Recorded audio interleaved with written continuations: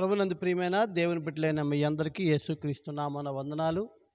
మరొక పర్యాయం మీతో కలిసి వాక్య ధ్యానం చేసే భాగ్యము ప్రభు నాకు ఇచ్చినందుకు దేవునికి వందనాలు. ఉదయకాల సమయంలో మరొక విషయాన్ని దేవుని గురించి మనం ధ్యానం చేద్దాం. గత దినాల్లో మత్తయి సువార్త 11వ అధ్యాయము 28, 27, 29, 30 వచనాలు ధ్యానం చేశాం. అలాగే మత్తయి సువార్త 8వ అధ్యాయంలో ఉన్న శతాధిపతి గురించి ధ్యానం చేశాం. ఈరోజు మత్తయి సువార్త 6వ అధ్యాయం 6వ వచనాన్ని ధ్యానం చేద్దాం.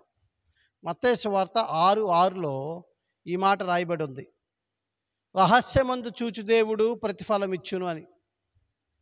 చాలామంది విశ్వాసులు దేవుడు చూస్తున్నాడు అని అనుకోవటం లేదు.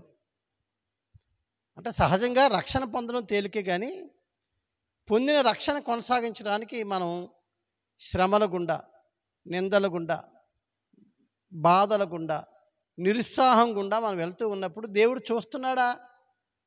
చూస్తే ఎందుకు ఇలా జరుగుతుంది? భక్తిహీనులు క్షేమం మనకు అంటపడినప్పుడు మనకి మత్సరం కలుగుతుంది, అసూయ కలుగుతుంది. వాళ్ళ పనే బాగుంది కదా, నీతని యథార్థతని దేవునికి భయపడిన బ్రతికేంటి ఇలా ఉంది అని ఎన్నో మార్లు ఆశాపు వలె మనం నిరుత్సాహపడిన దినాలు, వ్యసనపడిన దినాలు ఉన్నాయి. 73వ కీర్తన అందుకే రాశాడు. కానీ దేవుని బిడ్డలారా, మరికొంతమంది ఎలా ఉన్నారంటే దేవుని భయం లేని వారు, దేవుడు లేదు, దెయ్యం లేదు, ఎవరంటున్నారు, ఎవరు చూస్తున్నారు, ఏం జరగదు అని భయంతో ఇష్టం వచ్చినట్టు బతుకుతున్నారు. కానీ దేవుని బిడ్డలారా, ఒక మాట నేను హెచ్చరిస్తున్నాను, అది దేవుడు మనల్ని చూస్తున్నాడు. అయితే తగిన సమయంలో తగిన రీతిగా తగిన సమాధానం దేవుడు ఇస్తాడు. మనం తొందరపడినట్టుగా తొందరపడకపోవచ్చు, మనం అనుకున్నట్టుగా అంత తొందరగా ప్రతిఫలం కలగకపోవచ్చు, కానీ తగిన సమయంలో ఆయన ప్రతిఫలం ఇచ్చాడు. దేవుని చిత్తమైతే ప్రతిఫలం అనేది వచ్చే నెక్స్ట్ ఎపిసోడ్లో మనం ధ్యానం చేద్దాం.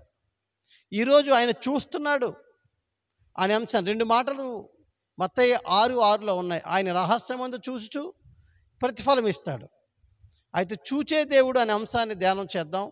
నెక్స్ట్ ఎపిసోడ్లో రేపు ప్రతిఫలం ఎలా ఇస్తాడో కూడా మీకు చెప్తాను. దేవుని బిడ్డలారా, ఆయన చూస్తున్నాడు. కొంతమందిని చూశాడు. లేయా యాకోబుకి మొదటి భార్య. ఆమె కళ్ళు అందంగా లేవు, ఆమె అందగత్తె కాదు. అందును బట్టి ఆమె భర్త చేత, చేసుకున్న వాడి చేత, యాకోబు చేత ద్వేషించబడింది. ఆదికాండము 29వ అధ్యాయం 31వ వచనం చూడండి. ఆమెను అందరూ ద్వేషిస్తున్నారు, ఆమెను ఎవరు లెక్క చేయడం లేదు. ఏంటంటే ఆమె చాలా మంచిది, గుణగణాలున్నాయి, అయినప్పటికీ ఆమె బాహ్య రూపము, సౌందర్యం లేదని, ఆమె కళ్ళు అందంగా లేవని మనుషులు ద్వేషిస్తున్నారు. దేవుని ప్రియబిడ్డలారా, ఆమె ద్వేషించబడుట దేవుడు చూచానని ఆదికాండము 29:31 ఆయన చెప్తున్నాడు. లేయా ద్వేషించబడుట నేను చూశాను. అందుకే ఎక్కువ మంది బిడ్డలను ఆమెకిచ్చి చివరికి రాహేలు కూడా లేయా మీద అసూయ పడేంతగా దేవుడు ఆమెను దీవించాడు. దేవుని బిడ్డ, నేను ఎవరైనా ద్వేషిస్తున్నారేమో, నువ్వు దేవుని నమ్ముకున్నందుకు, దేవుని బిడ్డగా బతుకుతున్నందుకు ఒకవేళ నువ్వు ద్వేషానికి గురవుతున్నావేమో. ఆయన చూస్తున్నాడో, తగిన ప్రతిఫలం ఇస్తాడు. హాగరుని శారా చాలా శ్రమ పెట్టింది. అవసరమైనప్పుడు హాగరుకి పెళ్లి చేసింది ఆవిడేమి హాగరేమి పెళ్లి చేసుకుంటాను అనలే. ఈమె బతిమలాడి నమ్మించి ఒప్పించి ఏదో రీతిగా ముసలోడికి ఇచ్చి పెళ్లి చేసింది అబ్రహాముతో. ఆమె గర్భవతి అయిన తర్వాత ఆమె కూడా ఇవి చిన్న చూపు చూసింది. ఆ ఇంటనే సారా హాగరుని చాలా శ్రమలు పెట్టినట్టుగా ఆదికాండం 16వ అధ్యాయం 1 నుంచి లేకపోతే 6 నుంచి 10 వచనాలు చదివితే ఉంటుంది మనకి. ఆ శ్రమ పెట్టడాన్ని బట్టి పారిపోయింది ఆవిడ, పారిపోయేంత శ్రమ పెట్టింది. కానీ దేవుడు అంటున్నాడు, హాగరు శ్రమ నేను చూశాను అంటాడు. అందుకే హాగరు దేవునికి పేరు పెట్టింది, నీవు చూచుచున్న దేవుడివయ్యా అని. దేవుని బిడ్డ, నీ శ్రమ ఆయన చూస్తున్నాడు. నీ శ్రమ, నువ్వు ద్వేషింపబడుట ఆయన చూస్తున్నాడు. ఇశ్రాయేలుల యొక్క బాధను కూడా ఆయన చూశాడు. నిర్గమాకాండం 3వ అధ్యాయము 7వ వచనం మనం చదివితే మోషేతో దేవుడు చెప్తున్న మాట ఏంటంటే, నా ప్రజల బాధను నేను చూచితిని అని. 400 ఏండ్లు అయిపోయింది.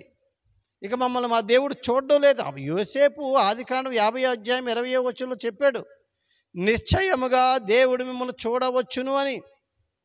ఆ మాట చాలా కాలం నమ్మారు, కానీ కాలం గడిచే కొలది, దినాలు గడిచే కొలది, సంవత్సరాలు తరించిపోయేసరికి సంవత్సరమా 2 సంవత్సరాల, వందల సంవత్సరాలు, 100, 200, 300, 400 సంవత్సరాలు అయిపోతూ ఉంటే దేవుడు మమ్మల్ని చూడలేదనుకుంటున్నా, కానీ ఆయన చూసి తగిన సమయం కొరకు ఎదురు చూస్తూ మోషేని సిద్ధపరిచాడు. అక్కడ 80 సంవత్సరాలు మోషేని సిద్ధపరిచాడు. దేవుని ప్రియబిడ్డలారా, హిజ్కియా కన్నీళ్లు విడిచుట దేవుడు చూశాడని యెషయా గ్రంథం 38:3లో చదువుతాం. నువ్వు కన్నీళ్లు విడిచుట ఆయన చూశాడు. నువ్వు అనుకుంటున్నావు ఎవరు చూడలేదు నువ్వు కన్నీళ్ళు విడిచుటని, కానీ ఆయన చూస్తున్నాడు. నీ కన్నీరు తుడిచే రోజు వస్తుంది. అసలు నీ కన్నీళ్ళు ఆయన ఒక బుడ్డిలో దాచుకుంటున్నాడు. మరొక వ్యక్తి జ్ఞాపకం చేస్తాను.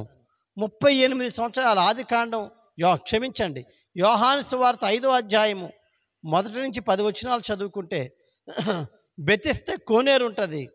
బెతెస్దా కోనేరు దగ్గర 38 సంవత్సరాల నుంచి పడి ఉన్న పక్షవాత గలవాడిని ఆయన చూచాడు అని 5వ వచనంలో ఉంటుంది. ఆయన పడి ఉండుట ఎరిగినవాడని ఉంటుంది. ఆయన చూచిన దేవుడు, ఎరిగిన దేవుడు. ఇంకా ఆయన ములగలేకపోతున్నాడని, ఆయన్ని ఎవరు మొదట ములగనివ్వటం లేదని, ఆయన వల్ల ఆయనకు స్వస్థత పొందలేడని దేవుడు ఎరిగిన వాడే యేసయ్యే ఆయన దగ్గరికి వెళ్ళి ఆయనతో మాట్లాడి ఆయన్ని స్వస్థపరిచినట్టుగా చూస్తాం. ఈ ఉదయకాల సమయంలో నేను మీతో మాట్లాడుతున్న విషయం ఏంటంటే, దేవుడు నిన్ను చూస్తున్నాడు. నీ నడక, నీ పడక 139వ కీర్తన చదవండి. యోబు గ్రంథం 34వ అధ్యాయం 21వ వచనంలో యోబు సాక్ష్యం చెప్తున్నాడు, దేవా నువ్వు నన్ను ఎరిగిన వాడువు, నన్ను చూసేదని. దేవుడు ఏమేమి చూశాడు చెప్పనా? ఒక 5. లేయా ద్వేషింపబడ్డం చూశాడు, తగిన ప్రతిఫలం ఇచ్చాడు. హాగరు శ్రమను చూశాడు. ఇశ్రాయేలుల బాధను చూశాడు. హిజ్కియా కన్నీళ్లు విడిచడు చూశాడు.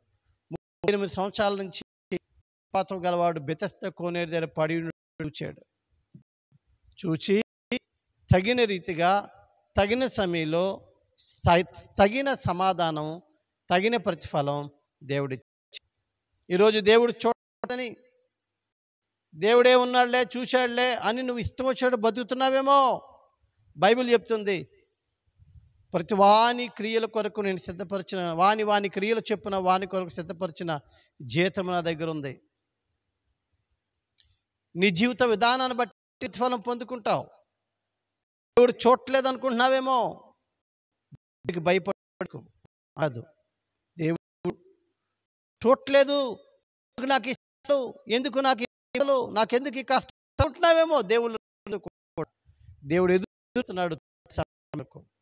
దేవుడు కనిపెడుతున్నాడు ఆ అపాయింటెడ్ టైం, నియమించబడిన కొరకు.